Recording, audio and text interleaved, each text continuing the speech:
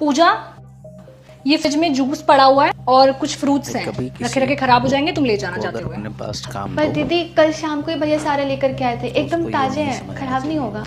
तुम मुझे मत बता, जितना मैंने तुझे बोला उतना कर लेना, और जाएगी ना जाते जाते अपनी सैलरी लेकर जाएगी। सैलरी? लेकिन क्यों दीदी? क्योंकि मैं नई काम वाली रखी उसको अपने और अभी मैं बाहर जा रही हूँ, अगर वो आएगी तो उससे बात कर लेना।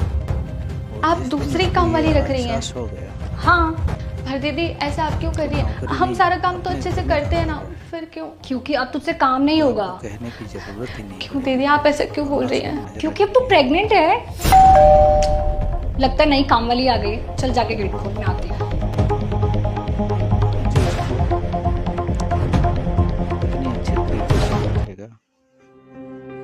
शायद आप भी देखने में। दीदी नमस्ते। नमस्ते। पूजा तू बैठ जा।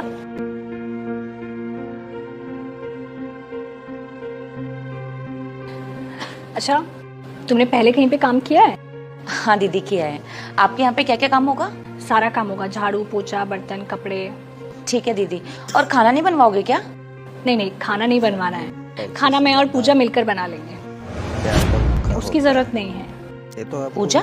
ये पूजा है, ये भी यहीं पे काम करती है, पर अब ये प्रेग्नेंट है तो इससे ज्यादा काम नहीं करवा सकती, इसलिए तुम्हें रखा है। ठीक है दीदी। और हाँ, सैलरी जितनी तुमने बोली थी उतनी ही दूंगी, बट काम में कोई कमी नहीं होनी चाहिए। नहीं आएगी दीदी। आज से ही शुरू करो। बर्तन रखे हुए हैं किचन में, वो साफ कर दो। जी दीदी।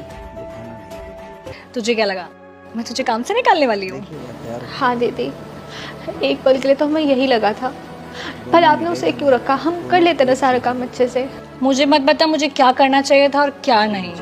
जब प्रणव होने वाला था और मैं प्रेग्नेंट थी, तूने पूरे 9 महीने कितने अच्छे से ध्यान रखा था मेरा, एकदम बच्चों के जैसे। एक काम नहीं तू मुझे करने देती थी। खाने पीने का ध्यान, दवाइयों का ध्यान, यहाँ तक कि कभी कभी डॉक्टर के पास भी तू लेके जाती थी। मैं रात को 10 बजे भी बोल दूँ मुझे गोलगप्पे खाने हैं तो तू लेकर आती थी। तूने इतने अच्छे से मेरा ध्यान रखा है, और अब जब तू प्रेग्नेंट है तो मेरा भी तो कुछ फर्ज बनता है ना। मैं तुझे कैसे काम करने दूँ घर का इतना सारा? और एक औरत होने के नाते मैं समझ सकती हूँ प्रेगनेंसी में क्या क्या झेलना पड़ता है। तो तू टेंशन मत ले, मैं हूँ। तुझे किसी भी चीज़ की ज़रूरत होगी मुझे बता देना। मैंने तुझे अपनी फैमिली का हिस्सा माना है और मैं ये बात मीन करती हूँ। दीदी आज आपने मैं निशब्द कर दिया है, हमारे पास शब्द नहीं कि मैं आपको क्या बोलूँ।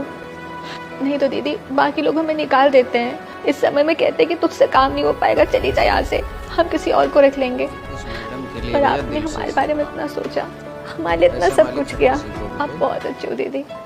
शब्द नहीं है पर कम से कम गले तो लगा सकती है ना।